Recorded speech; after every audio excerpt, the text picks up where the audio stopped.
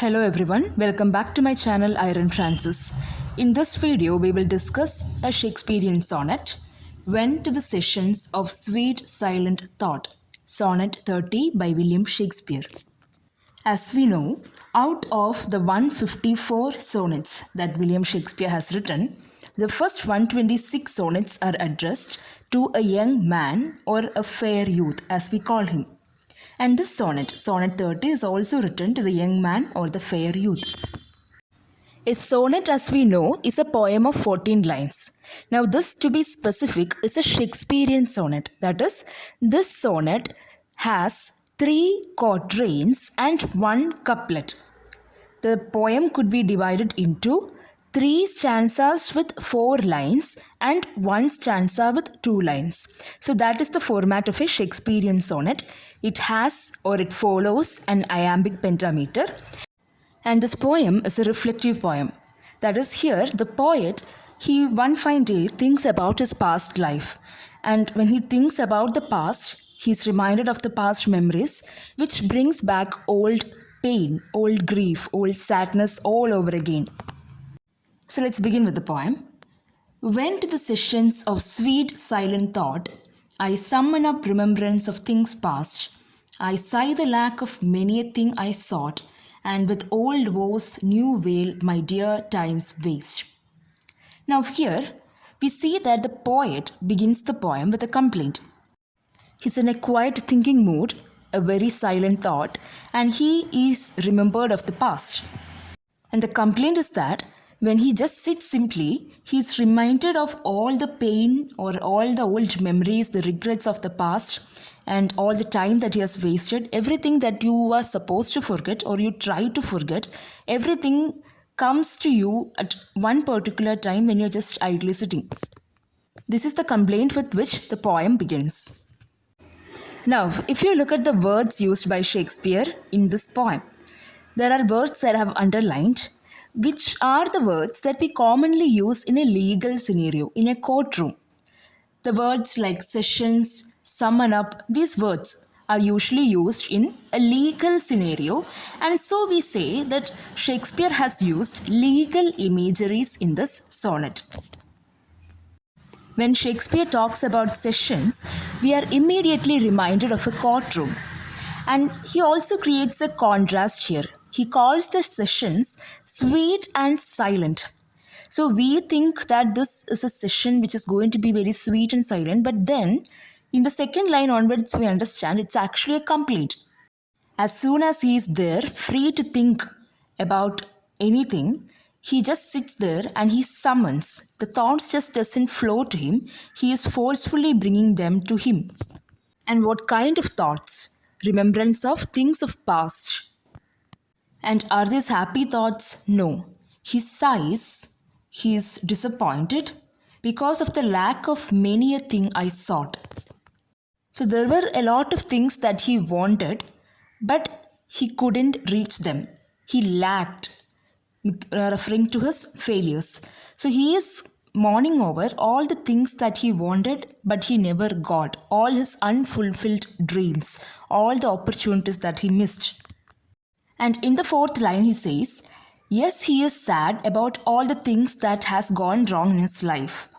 And he is also sad about wasting his time now thinking about the things that has already happened.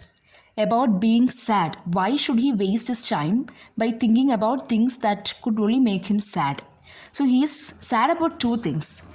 About the things that has happened and now about wasting his time by being sad. And then he says, then can I drown an eye unused to flow. Now this shows the intensity of his emotion. He never cries. His eyes are unused to flow. It's unusual for his eyes to cry, to tear up. But then, now that he is thinking about all these emotions, he has started crying. So he's asking, can I drown an eye which has never cried, which has never experienced crying, or which doesn't usually cry? And in the next line, he talks about this memory that is making him cry. He is thinking about his friends who have passed away. For precious friends hid in death's dateless night. Now, dateless night suggests eternity. That is a night that never ends. So his friends have been in this dateless night. That is, they are never going to come back. And thinking about this, his eyes have teared up. Now, in the next line, we are again going to see a banking imagery and weep afresh. Now, he is thinking about something that has happened in the past for which he has already cried. He's thinking about it again and crying. So, he says he's crying again now, afresh. Love's long since cancelled woe. So, this was a sadness, this was a grief in his life about which he has thought enough, he has cried enough, but now again, he seems to be crying over it again. So here the word cancelled is a banking term. So a debt that he had already paid off by crying has now been cancelled. He should have been done with this pain, but now he is weeping again. So a debt is reopened which was already settled. So now he is mourning again, he is crying again. Every person or everything he once loved, everything that has made him love, which has disappeared out of his sight right now. He says, then can I grieved grievances foregone, and heavily from woe to woe tell over the sad account of four bemoaned mourn, which I knew pay as if not paid before. So in short, he's just telling, should I repay this all over again? Every sadness of my life, every grief of my life, should I cry for it all over again? As if I have never cried about it, as if I have never paid this debt before at all.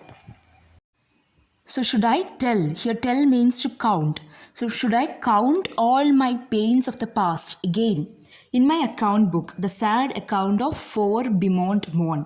I have an account book where I have written all these records of everything that has happened in my life for which I have cried. Should I count them one by one and cry over them again and again as if I have never? So he is using a legal metaphor here where we are paying a debt.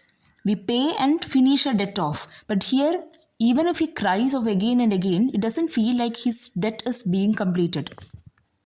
And when we reach the couplet or the final resolution, Shakespeare says, see, even though this is the case, my dear friend, when I think about you, all of the sadness, they just disappear.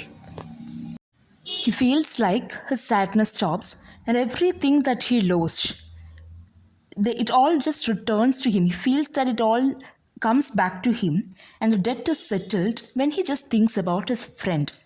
So the poem begins in a very reflective mode, as if he is complaining about certain things, but when it ends, it has a happy ending. And now it becomes easier to call this poem a love poem. It's a very unusual love poem. Now, instead of talking about this person that he is attributing the poem to, he doesn't talk about his beloveds, the young man's attractive qualities or what kind of a person he is or anything as such. He just talks about all the heartbreaks, all the sadness, all the sorrows that he has experienced. And then he says, to heal all of this, I just have to think about you. Just thinking about you heals me. That's the powerful effect of just the thought of his friend to the speaker. So the mere thought of the friend stops all the sorrows. And again, I have mentioned some points here.